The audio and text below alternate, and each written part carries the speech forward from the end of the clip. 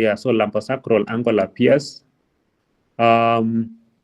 Then for 3 to 4 months after birth, cervical part concave posteriorly start appearing. So if you look posteriorly, it's concave. That is the first part. Once the baby is able to stand, to start controlling their head, the cervical part concavity posteriorly start appearing. So the end of first year, that at that age, usually the child should be able to stand.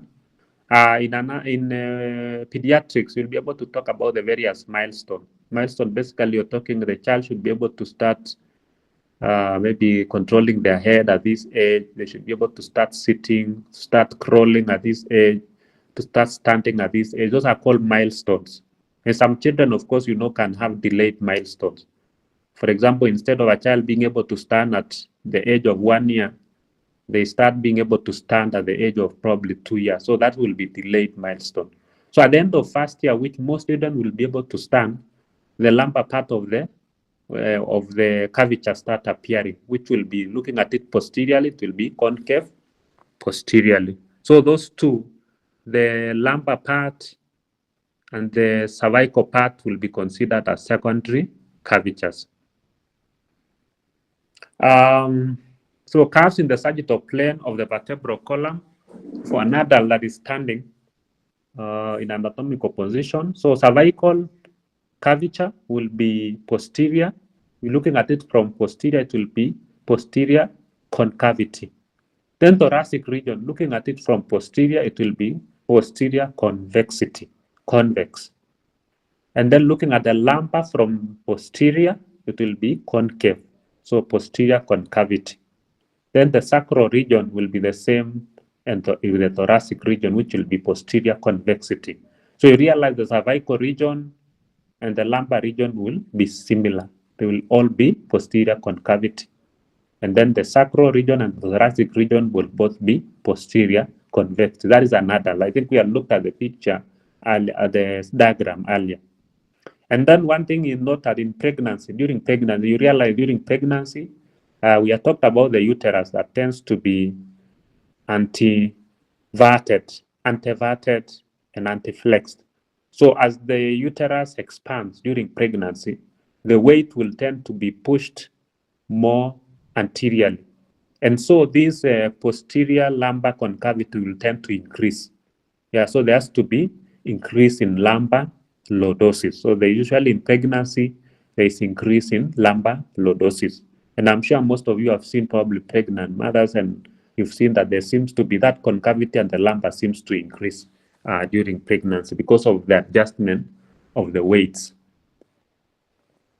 And then in old age, one of the things that happens in old age is that the intervertebral discs, that is the disc between the various vertebrae, which we said is a vibrocartilage, tend to atrophy. To atrophy is to become smaller. The opposite here will be hypertrophy, where they enlarge. For example, you can have a muscle hypertrophy. For people who go, for example, to the gym, the biceps muscle will tend to hypertrophy, so it become big. So the opposite of that will be to atrophy, that is become smaller, shrink. Yeah. So when they do this, when they shrink, when this, as we had said, they form around 1/4 or a quarter of the whole length will be from intervertebral disc. So it will result in loss of height, so that as people who are older are likely to appear shorter. So they are loss of weight, of height, and a gradual return of the vertebral column to a continuous anterior concavity. So they tend to go back towards that concavity that, in the fetus. So they tend to almost assume the fetal position. You've seen older people, the way they are walking with a walking stick, they are bent forward. I believe many of you. So that is the reason. As you grow older, there is atrophy of intervertebral disc and so on. And so that person start having becoming bent forward, maybe walking with a walking stick and so on. That is basically the reason in old age. So if you look at them at the coronal plane, that is looking at them from the front. So there are some curvatures that can be seen from the coronal plane. So this basically, you have to make cuts through the coronal suture in that coronal plane. So basically looking at somebody from the front or from the posterior side. So in childhood, lateral curves in the thoracic region. So there's some lateral curve in the thoracic in childhood. Most of the time will be due to predominant use of the one upper limb. So if a child is using mainly one upper limb, the weight will tend to go towards direction, and so they'll tend to have some lateral deviation in the thoracic curvature. Yeah, so basically it's called scoliosis.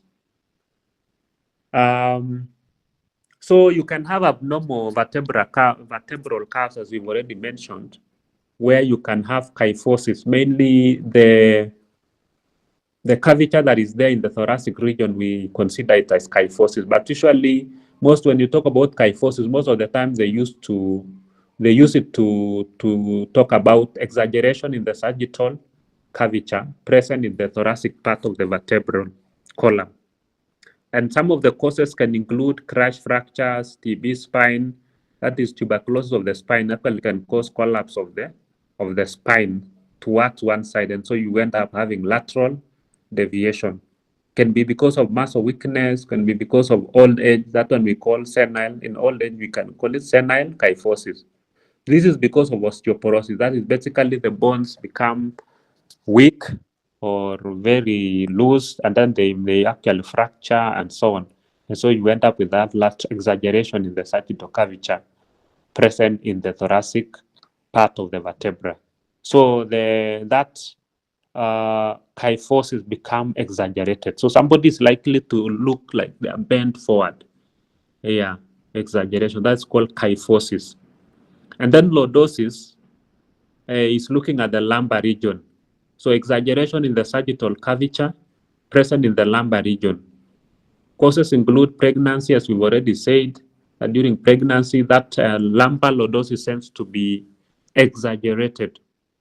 Ovarian tumor, so if you have a tumor in the ovary, because it can be a very big tumor and heavy, so it will almost have the same effect that a gravid or a pregnant uterus will have.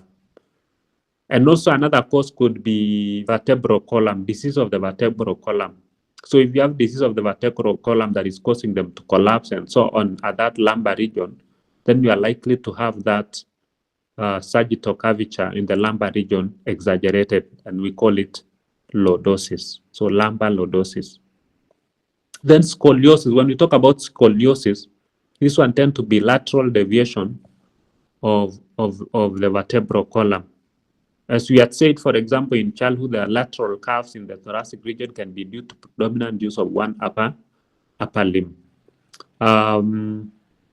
And you've seen people basically, sometimes we used to call it academic angle, people who like carrying a lot of heavy books, so they will tend to bend towards one side. We used to call it academic angle. Yeah, so scoliosis is lateral deviation of the vertebral column. This could be because of muscular or vertebral defects. So lateral deviation of the vertebral column, it can be in any level, the thoracic or lumbar region mostly. So that is what is called scoliosis.